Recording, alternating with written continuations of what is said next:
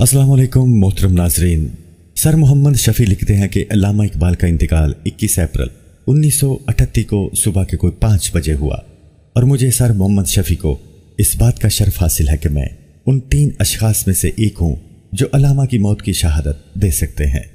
علامہ مرحوم کے انتقال کے وقت میرے سوا اور 2 اشخاص بھی تھے، جن میں سے ایک تو علی بخش تھا اور دوسرے دیوان علی تھے۔ علی بخش علامہ مرحوم کا ایک وفادار نوکر تھا جو کوئی 40 برس سے علامہ کے ہاں ملازم تھا۔ علامہ اقبال کی موت سے کوئی 24 گھنٹے پیشتر ہی تمام گھر والے اور عزیز و اقارب پریشان تھے۔ ان کے خاندان کا ہر فرد اس غم میں برابر کا شریک تھا۔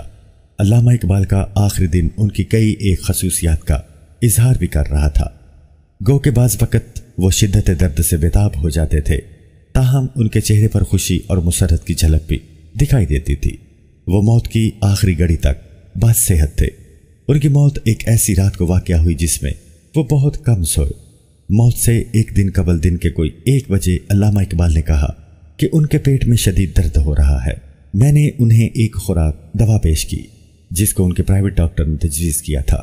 یہ نیند آور دوا تھی، لیکن انہوں نے اسے پینے سے انکار کر دیا اور کہا میں اس کی ایک خوراک بھی نہیں پیوں گا، اس میں افیون ہے اور میں نے تہیہ کر لیا ہے کہ مرتے وقت بے ہوش نہیں رہوں گا۔ 5 بجنے میں ابھی کو 10 منٹ باقی تھے کہ علامہ اقبال نے شربت کا ایک گلاس پینے کی خواہش کا اظہار کیا۔ میں نے گلاس میں تھوڑا سا شربت انڈیلا اور اسے ان کے ہاتھوں میں دے دیا۔ انہوں نے کہا لیکن یہ تمام میں کیوں کر پی سکتا ہوں؟ اور پھر وہ خود ہی بولے خیر میں اسے پی لوں گا، اور پھر وہ ایک ہی سانس میں سارا گلاس پی گئے۔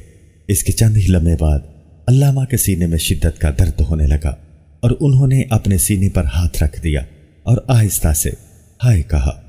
علی بخش فوراً اٹھ بیٹھا اور سیدھا علامہ کے بستر کے قریب جا پہنچا اور انہیں اپنے ہاتھوں سے سہارا دیا۔ تب علامہ اقبال نے کہا مجھے یوں محسوس ہو رہا ہے جیسے کوئی میرے دل میں کوئی چیز چبھو رہا ہے، اور اس کے بعد انہوں نے اپنی بند آنکھیں کھول دیں اور چھت کی طرف دیکھتے ہوئے کہا اللہ، اور یہی وہ آخری لفظ ہے جو ان کی موت سے قبل ان کے منہ سے نکلا۔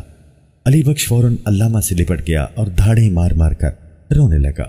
علامہ اب بستر پر دراز ہو چکے تھے۔ جیسے ہی ان کا سر تکیہ سے لگا، علی بخش نے فوراً آپ کا چہرہ قبلہ کی طرف پھیر دیا اور اس کے چند ہی لمحوں بعد شاعر مشرق کی روح قفس انصری سے پرواز کر گئی۔ علامہ اقبال کی وفات جاوید منزل پر ہوئی۔ اقبال کی رحلت کے ساتھ ہی ڈاکٹر ملک نے ریڈیو اسٹیشن فون کر کے اطلاع دے دی۔ ریڈیو پر بار بار یہ اطلاع دی جا رہی تھی۔ اخبارات کے زمین میں نکل آئے۔ تمام تعلیمی ادارے، دفتر، کچہری، بازار بند ہو گئے۔ ہزاروں افراد شام 4 بجے تک اس گول کمرے میں جس میں علامہ کی میت رکھی تھی داخل ہو کر آخری دیدار کرتے اور بغلی غسل خانے سے باہر نکلتے چلے جاتے تھے۔ اقبال کا پلنگ ان کے کہنے پر رات سحر سے اٹھا کر اس گول کمرے میں منتقل کیا گیا تھا۔ جنازے کو لمبے لمبے بانسوں کے ساتھ باندھا گیا تھا تاکہ زیادہ سے زیادہ لوگ کندھا دے سکیں۔ جنازے میں ہر مذہب کے پیروکار شریک تھے۔ ہزاروں مسلم چشم ہائے گریاں کلمہ شہادت کا ورد کرتے چلے جا رہے تھے۔ جنازے پر کئی تنظیموں اور انجمنوں کی طرف سے پھولوں کی چادریں چڑھائی گئیں۔ پیدل اور سوار، نیلی پوش پولیس والنٹیئرز، اسکاؤٹس، خاکساروں کے جیش، کامریڈ مسلم جیش، ہلالی پارٹی، دکنی جیوش اپنی اپنی وردیوں میں اقبال کے جنازے میں شریک تھے۔